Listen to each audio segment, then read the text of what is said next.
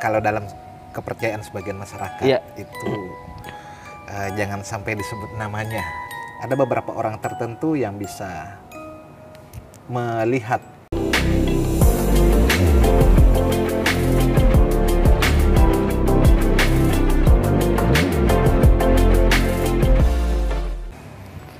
Assalamualaikum warahmatullahi wabarakatuh. Selamat datang kembali di channel 1.0. Dan semoga teman-teman semua yang nonton sehat-sehat ya. Karena COVID lagi masih kacau-kacaunya sekarang ya Bang. Ya, benar sekali. Dan hari ini kita bakalan ngobrol lagi dengan Bang Mansur. Ya. Salah satu orang sejarawan di Kalimantan Selatan. Dan beliau memang secara pendidikannya dia melihat sesuatu dengan ilmiah ya Bang ya. Nah tapi uniknya hari ini kita paksa Sidin untuk membicarakan hal-hal yang mungkin tidak ilmiah Bang ya. Iya. Tidak ilmiah ya. Karena memang Kalimantan Selatan antara fakta dan mitos. Antara fakta dan mitos. Nah jadi hari ini kita ngebahas tentang Saranjana. Iya. Nah, Saranjana ini memang kita lihat ada di daerah Kalimantan Selatan, tepatnya di Kota Baru. Cuman memang masih banyak fakta-fakta atau mitos-mitos yang perlu kita bahas. Nah, kali ini kita minta nanti Abang Mansur, ya Abang Ulun ini untuk bercerita tentang itu. Siap ya Bang ya? Siap. Oke Bang, kalau misalnya nih dalam sejarah itu kan memang dulu Saranjana itu katanya sebuah kota ya Bang ya. Sebuah kota dan pada zaman Belanda itu masuk dalam peta. Iya. Oke. Cuman pada saat sekarang sudah lepas dari zaman Belanda itu ternyata dihilangkan. Iya. Nah, itu menurut Pian sebagai sejarawan, sebagai peneliti. Oke, jadi sebenarnya keberadaan dari Saranjana ini mohon maaf saya menyebutkan namanya. Jadi sebenarnya kalau dalam kepercayaan sebagian masyarakat itu jangan sampai disebut namanya karena menyebut nama itu kita memanggil dan kadang-kadang itu hadir di tempat kita walaupun mungkin hanya berupa eksistensi. Akan tetapi memang di sini yang kita lihat bahwa melihat segala sesuatu itu kan dari banyak sudut pandang. Siap. Mungkin orang melihatnya dari sudut pandang keberadaannya sebagai mitos, kemudian keberadaannya sebagai urban legend yang memang begitu luas ya, sampai saat ini begitu besar persebarannya sehingga seakan-akan mengantarkan kita ke dalam posisi bahwa keberadaan nama Saranjana itu seakan mengawang-awang antara suatu fakta ataukah hanya sebuah mitos. Nah dari situlah saya mencoba, walaupun saya belum dalam tataran ahli ahli, tapi saya mencoba untuk melihatnya dari sudut pandang yang lain. Bukan hanya membicarakan mitos itu dari kemitosannya, akan tetapi bagaimana saya memotret Saranjana itu dari sudut pandang yang ilmiah, yang bisa dibuktikan, yang benar-benar ada, dan sampai saat ini tentunya paling tidak kita berharap bisa memberikan gambaran bahwa benar daerah ini ada. Nah kemudian nama itu sudah lama, urban legend ini sudah lama di dalam masyarakat Pulau Laut pada masa lalu yang namanya dulu itu adalah Kerajaan Pulau Laut. Kemudian nanti setelah era pemerintah Belanda di tahun 1920 ke 30-an muncullah satu konsesi pertambangan di daerah Pulau Laut itu, yang itulah kemudian terjadi konsentrasi penduduk dan pihak pemerintah kolonial Belanda menamakannya itu dengan wilayah Kota Baru. Jadi karena kota yang baru gitu ya? Kota yang baru, kota pertambangan, di mana di situ banyak beberapa tambang-tambang Belanda, di samping memang ada tambang dari pihak Kerajaan Pulau Laut, dari pihak bangsawan beberapa orang. Di antaranya pada waktu itu nama Pulau Laut, kemudian muncul nama Kota Baru itu adalah pada masa atau era pemerintahannya Pangeran Berantakusuma. Yang berkuasa di situ? Ya, yang menguasai wilayah Pulau Laut.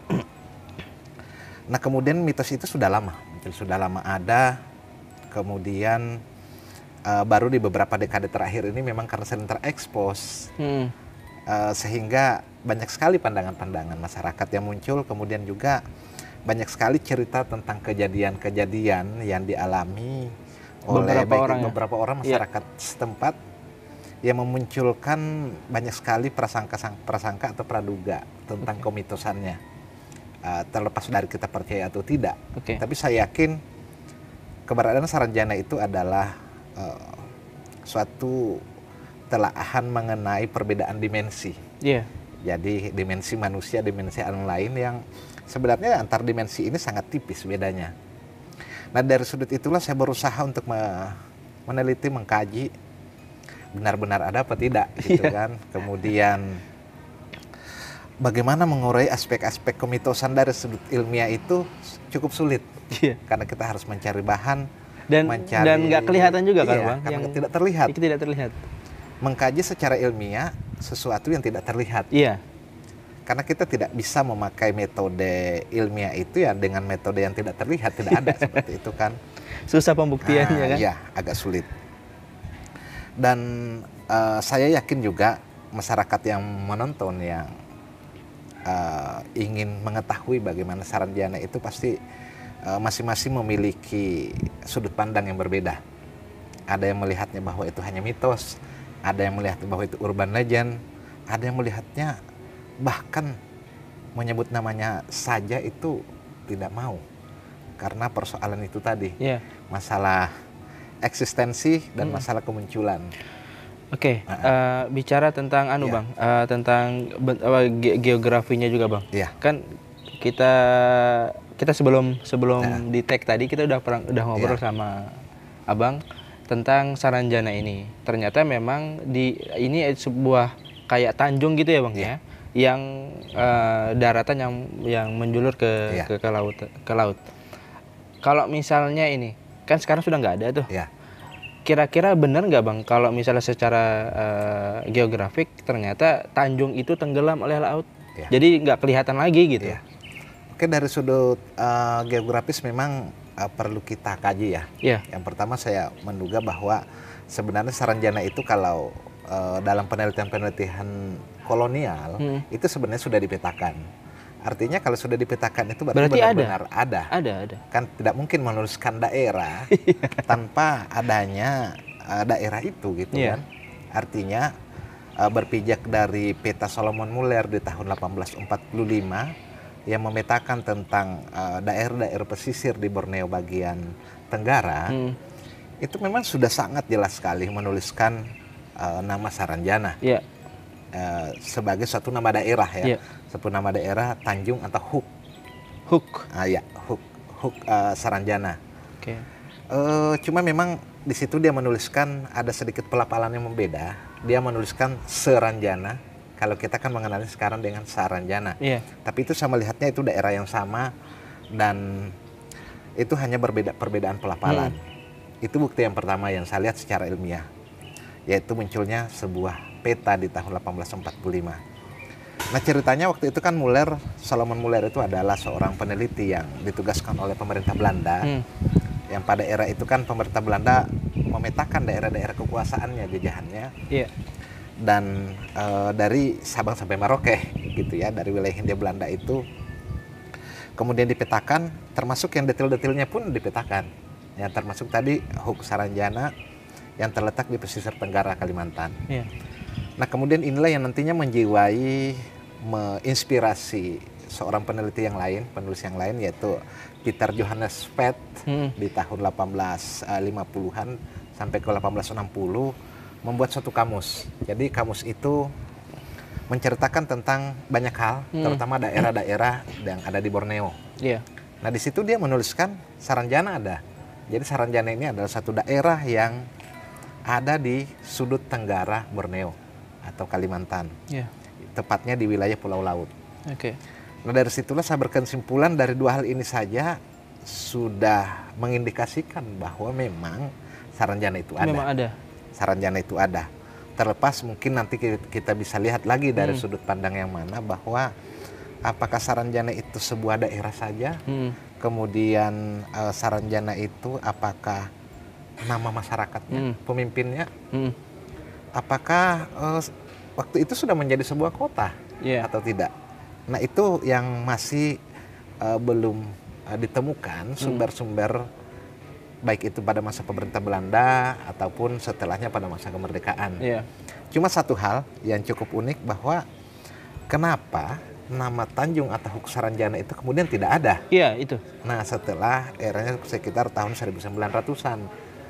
Dan di peta-peta yang muncul pada zaman itu, orang Belanda kan banyak lagi membuat peta ya. Beberapa setiap tahun sudah ada pemetaan yang dikoordinasikan oleh Badan Pemetaan Hindia Belanda. Itu tidak ada lagi nama itu. Nah itu persoalannya. Itu jaraknya antara tahun yang pembuatan Saranjana itu ada di peta, pas tahun berikutnya dia nggak ada gitu kan? Sekitar hampir 50 sampai 60 tahun. Panjang ya. Jadi ceritanya waktu itu kan Solomon Muller memetakan wilayah Nusantara ini, terutama wilayah Kalimantan, Borneo itu sekitar tahun 1845 terbitlah peta itu. Nah setelahnya kemudian 1863 dia meninggal. Jadi hampir beberapa tahun ya, 1845 ke 1863 dia meninggal, dan saya juga tidak tahu, tidak meneliti secara mendalam kenapa meninggal. Cuma memang terdapat beberapa pandangan ya, beberapa cerita-cerita yang berkembang di masyarakat. Beberapa peneliti-peneliti Eropa yang pernah meneliti ke pedalaman Borneo maupun pesisir, itu setelah pulang banyak yang meninggal. Bahkan salah seorang peneliti tentang Kesultanan Banjar, diantaranya itu diabadikan dalam bukunya Goh Yon Fong, itu waktu ditelusuri kembali tidak nampak ditelusuri ke Inggris, karena waktu itu dia mengangkat tesis tentang itu tidak tahu jentrungannya kemana gitu ya. Belum lagi cerita dengan cerita tentang Swaner.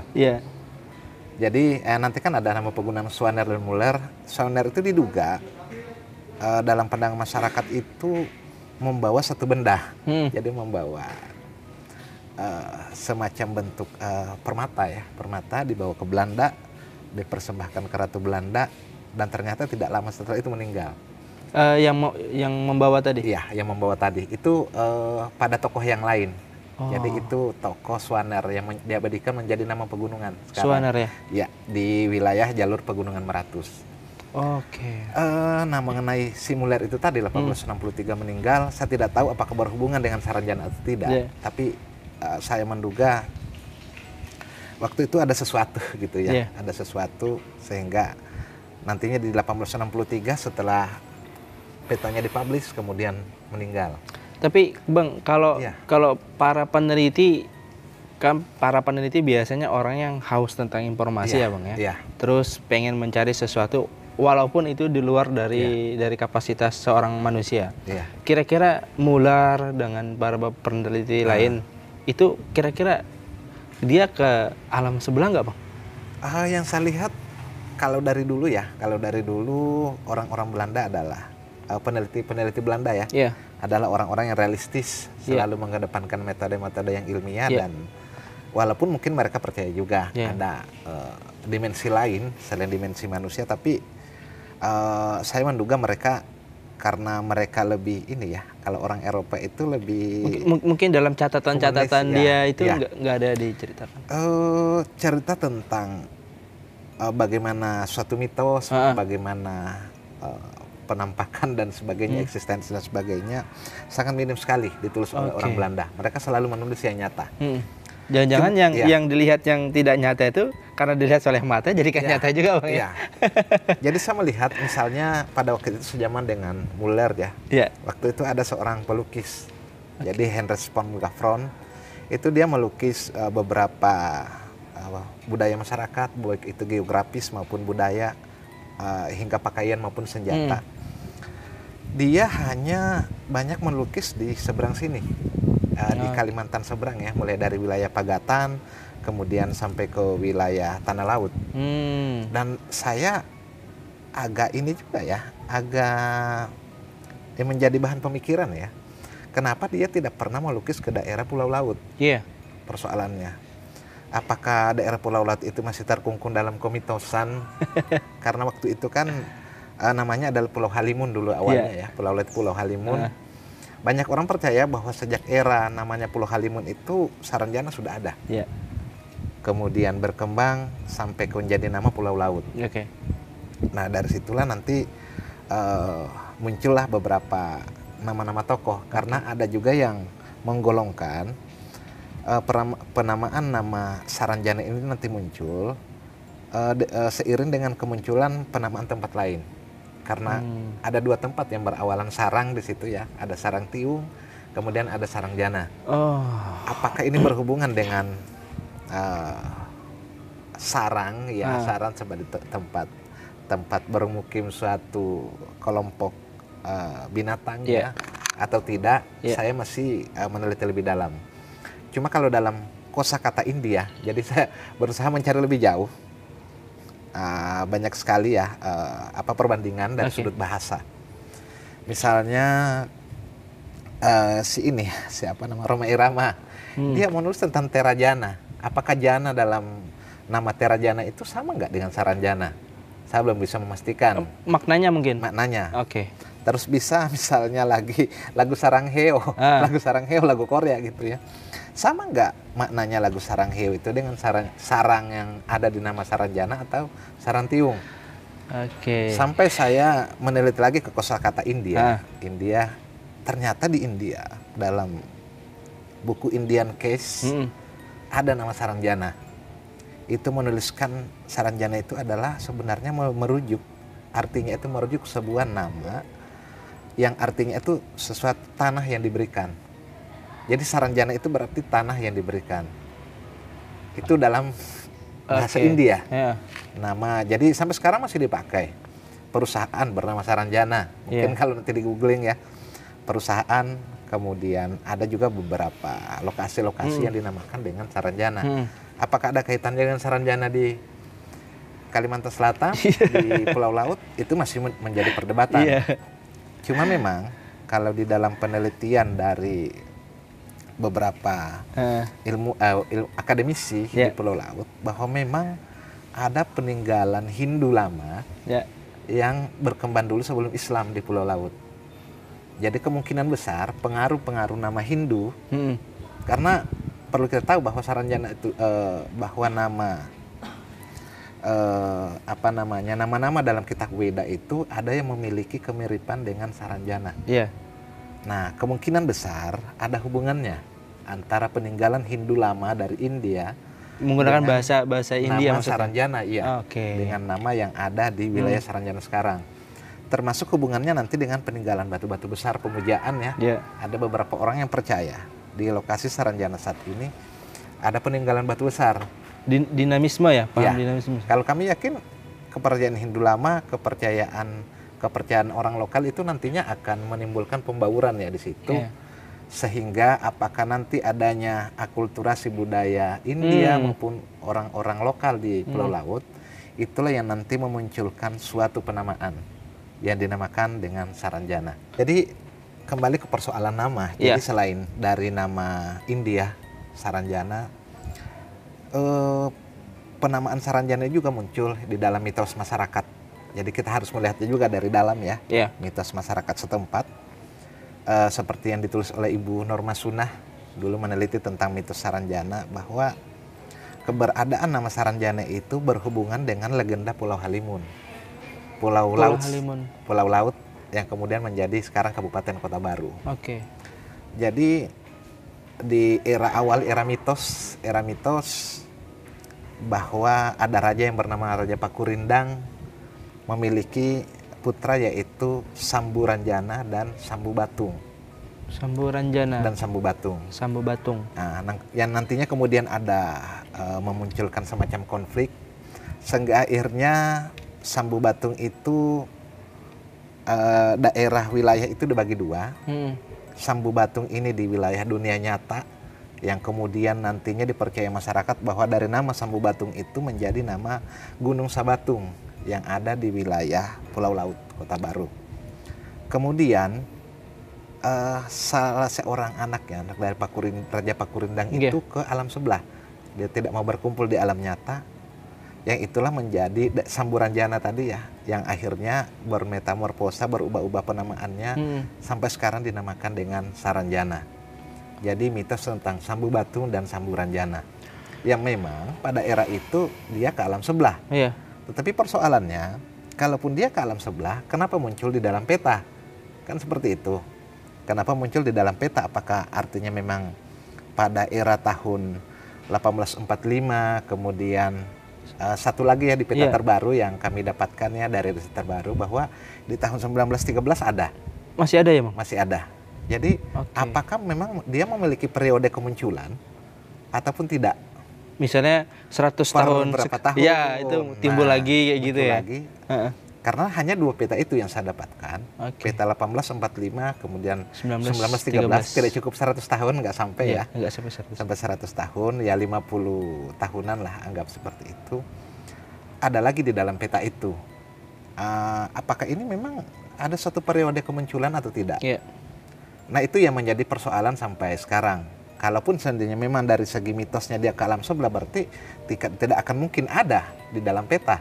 Karena kan di alam sebelah kita nggak tahu kan. Apalagi orang Belanda yang memetakan. Waktu itu kan tidak mungkin dia memetakan tanpa dasar. Kan nggak mungkin lah kita menuju ke daerah tertentu tanpa ada dasar apapun. Artinya memang di daerah itu menjadi nama tempat.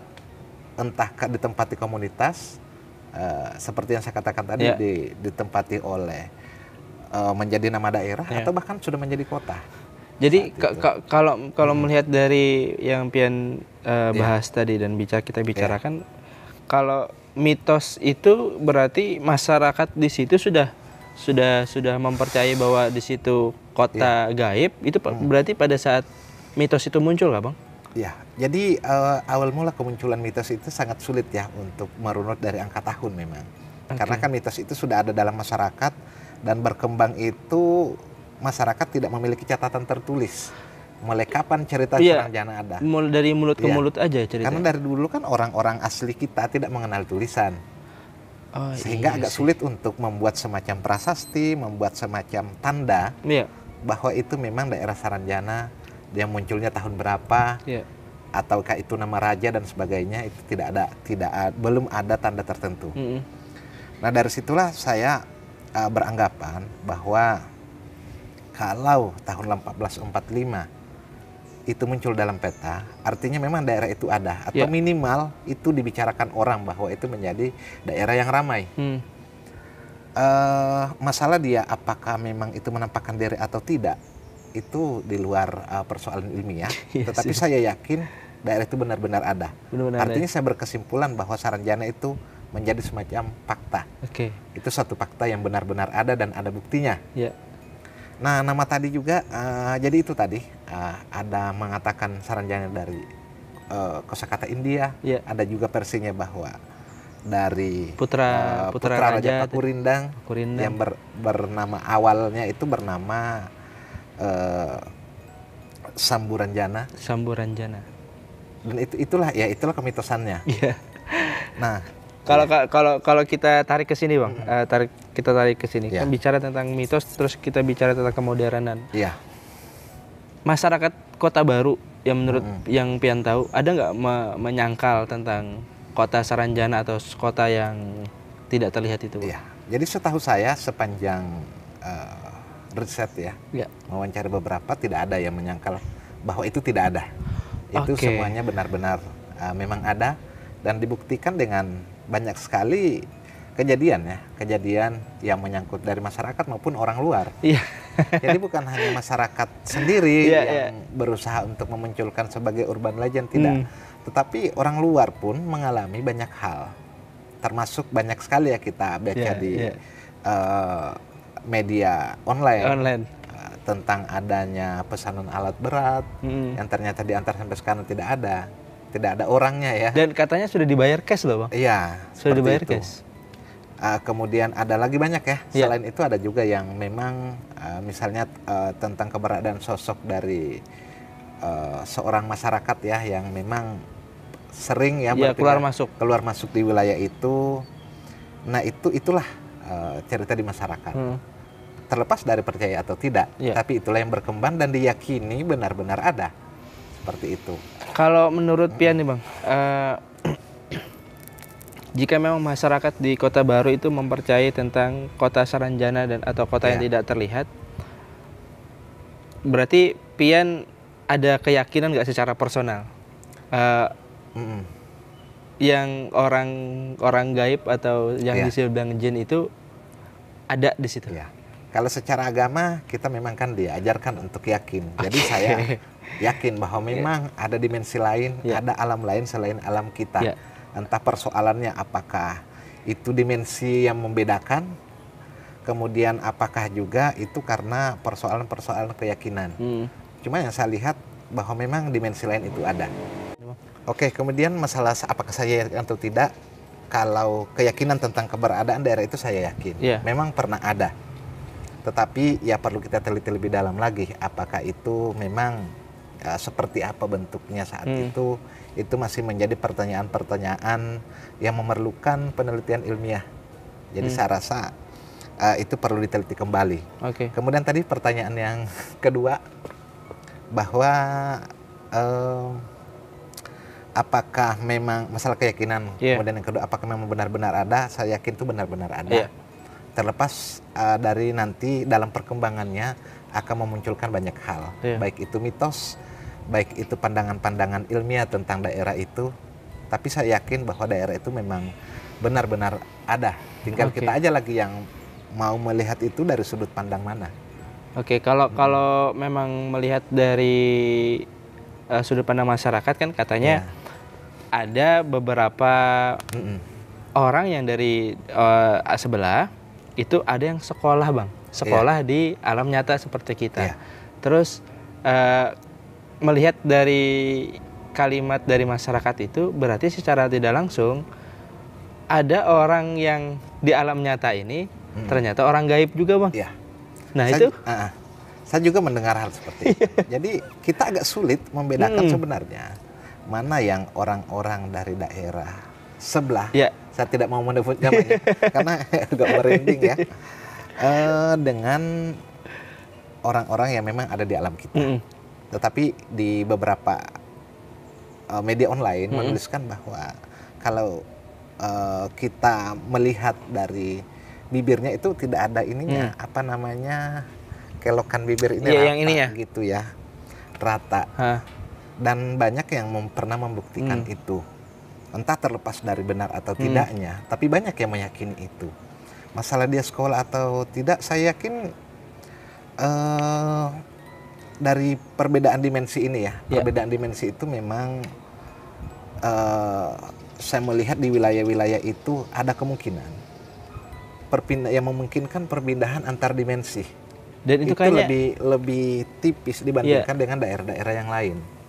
Sehingga lebih mudah gitu ya untuk bolak-baliknya. Untuk perpindahan antar dimensi ini, karena memang dari beberapa penelitian yang dilihat yang dilakukan secara ilmiah, perpindahan antar dimensi itu memang ada.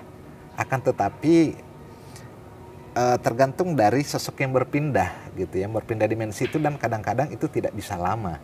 Dan mungkin itu orang pilihan Bang. Nah itu orang-orang tertentu saja tidak bisa. Sama seperti kita kan hanya beberapa orang tertentu yang pernah mengalami aktivitas perpindahan dimensi, dan saya yakin memang perpindahan dimensi itu ada. Ada ya? Ada. Walaupun memang sangat sulit membuktikan secara ilmiah, tapi perpindahan dimensi kita sebagai ciptaan dengan perbedaan dimensi itu di alam kita itu pasti ada. Sorry Bang, ini kita ulun mempertanyakan ini tentang personal Pian sih. Kira-kira Pian pernah nggak mengalami secara langsung, misal melihat sesuatu yang seperti itu Bang? Tak kasat mata tapi kita lihat gitu ya.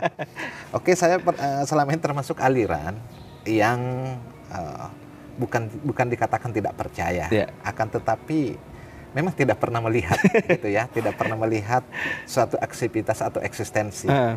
Karena mungkin memang kita perbedaan dari setiap orang ya, ada perbedaan dari sudut genetika, dari bawaan maupun dari pengaruh alam, sehingga ada yang lebih mudah merasakan eksistensi yang tidak kasat mata. saya hanya mengalami beberapa tanda-tanda bahwa ada kehadiran warga dari alam, dari dimensi yang lain, tapi tidak pernah melihatnya secara langsung maupun secara mata batin gitu ya. Persoalan ya itulah menuntut masalah kepercayaan. Jadi kembali ke hal itu, masalah kepercayaan. Kita misalnya percaya Tuhan tapi kita tidak pernah melihat Tuhan dengan kasat mata. Jadi kalau kita kembalikan ke situ, kemungkinan besar ya seperti itulah tadi ceritanya, bahwa ada beberapa orang tertentu yang bisa melihat secara langsung, ada juga yang tidak. Jadi tidak tahan dulu. Biar aja.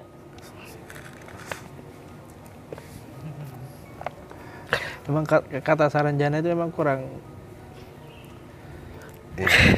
Ya jangan menyebut jadi. Aduh. Aduh Bapak Wai, jangan ditutup mic-nya. Kontrol. Kalau ulun termasuk kuat lah berarti lah. Kan ada juga Andi ya? Ya ada yang menyertai. Dari Mama. Ada. Jar juga ada sih dulu. Jadi ulun kan dari kampung yang sangat jauh pedalaman. Jadi pulau. Dari dulu memang apa ya, seakan-akan kami selalu ditutupi inilah kalau cerita. Kalau mungkin kalau urung kan orang ilmiah tidak terlalu tapi kalau masalah dikatakan itu ada, memang ada tanda-tanda ya, ada tanda-tanda. Dan kami kan kayak tertutup ya melihat sesuatu. Kada tipis mungkin tebal lah penutupnya. Aman lah. Lanjut. Aman. Maaf Bang ya. Iya, nggak apa-apa. Maaf bener. Bang Usup dari tadi awal sudah mulai mancing-mancing. Tahu sih Din kalau ulun Oke, gimana lanjut itu persoalan tadi ya. Mohon maaf, jadi mungkin semacam satu eksistensi, dan itu kita yakin selalu ada. Bahkan di dekat kita, bahkan di belakang kita, di manapun itu selalu ada, tergantung dari kitanya ya.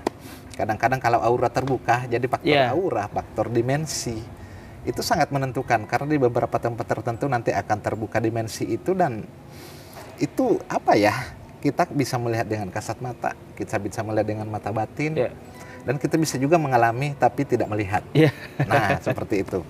Jadi itulah kembali ke diri masing-masing ya. Tapi kita yakin satu hal, bahwa apa yang ada, yang dikatakan oleh cerita masyarakat, saya yakin itu ada. Saya yakin Saranjana itu sebuah fakta, terlepas dari itu ceritanya seperti apapun. Karena memang nanti akan muncul juga beberapa versi ilmiah, kemunculan nanti Saranjana, tapi mungkin nanti di seri berikutnya. Versi ilmiah, dugaan saya, dan juga berdasarkan hasil riset, dari mana asal kata itu. Karena nanti secara singkat mungkin saya bisa gambarkan bahwa ada versinya, bahwa itu adalah daerah suku Dayak Samihim yang ditinggalkan, yang kemudian menjadi nama Saranjana. Apakah dia pindah ke alam sebelah atau tidak? Tapi saya masih memiliki beberapa bukti foto Dayak Samihim di awal tahun 1900. Dan saya agak lucu melihat sumber foto itu, kenapa mirip semuanya gitu kan. Entah saya aja melihat atau seperti apa, tapi kenapa foto yang didokumentasikan di tahun 1900-an itu agak ada memiliki kemiripan wajah gitu ya. Apakah itu dari alam sebelah atau tidak? Saya masih perlu meneliti lagi.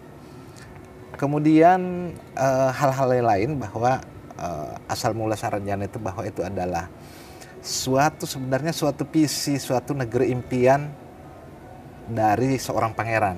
Jadi dulu ada namanya Pangeran Purabaya di Pulau Laut tahun 1700-an. Dia membuka pertama kali Pulau Halimun. Dia kemudian meninggal dengan anaknya yang bernama Gusti Busu, karena berperan nanti dengan Kesultanan Banjar. Akan tetapi mitos-mitos tentang daerah impiannya yang bernama Saranjana yang begitu megah, itu masih melekat di hati masyarakat. Jadi Pangeran Purabaya, dia mengimpikan suatu negeri yang bagus, yang ramah, indah. Itu apakah itu yang namanya kemudian nanti muncul menjadi mitos dan menjadi masyarakat apa sesuai dengan impiannya itu. Apakah memang benar itu? Wallahu alam. Kemudian hal-hal yang lain, kenapa kemudian nama Saranjana itu ada? Ada juga praduga bahwa sebenarnya daerah Saranjana dulu menjadi suatu kerajaan.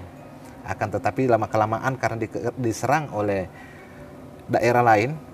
Karena kalau kita lihat itu Tanjung Huk Saranjana itu ada di jalur dulu waktu era-eranya bajak laut ya. Jalur bajak laut Suluh dan bajak laut Makassar, Bugis Makassar.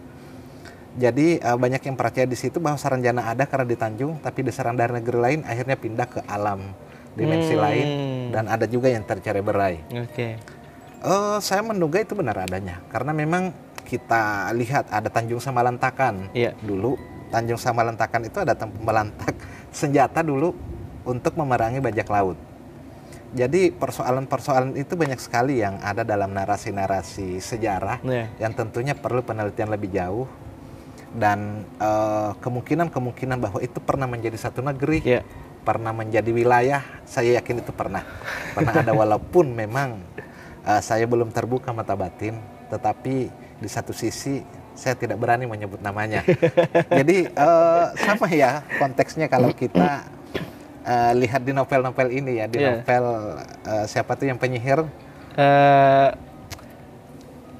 Harry Potter? Harry Potter. Ada seorang yang tidak bisa disebut namanya kan? Tidak bisa disebut namanya. Saya yakin seperti itulah konteks keberadaan nama daerah yang kita bicarakan itu, dengan bahwa orang tidak berani menyebut namanya. Gini Bang, kan saya tadi mau tanya juga nih, melihat apa tadi gitu kan? Melihat apa tadi? Semacam sesuatu ini timbul saya mau bicara gitu ya. Mungkin satu keindahan mungkin ya. Gimana ya? Cuman kalau dibilang keindahan itu belum sampai situ sih Bang. Karena memang mungkin ada beberapa orang yang memiliki izin bisa melihat, tapi ulun cuma melihat bentuk orang aja yang pengen bilang ininya nggak ada. Cuman dia munculnya nggak secara badan manusia. Mungkin ini bukan orang yang spesial, cuman mungkin ada konektivitasnya sama daerah tersebut. Daerah yang kita bicarakan. Daerah yang kita bicarakan. Cuman uniknya memang dia bilang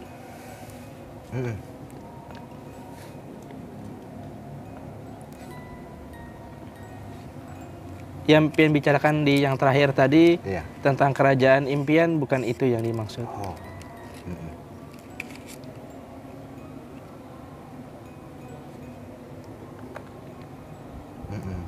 Cuman kalau dia bilang orang yang pian sebut di awal mitos itu hampir semua benar. Cuman kita nggak bisa membenarkan karena nggak semua yang kita dengar dari dia itu benar-benar memang benar secara ilmiah 100%. Jadi saya selalu selalu melihat sesuatu itu dari sudut-sudut ilmiah ya. Karena mungkin saya termasuk yang belum terbuka mata batin ya. Tapi saya yakin itu semuanya itu ada. Dan saya juga kadang-kadang berpikir, wah ternyata akan ngeri ya seandainya saya melihat secara langsung atau seperti apa prosesnya, akan melihat apa yang pernah saya tulis.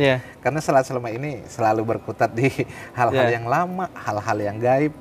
Tetapi saya yakin semuanya itu ada, tergantung dari kita aja lagi yang nanti bagaimana melihat itu dari sudut pandang apa.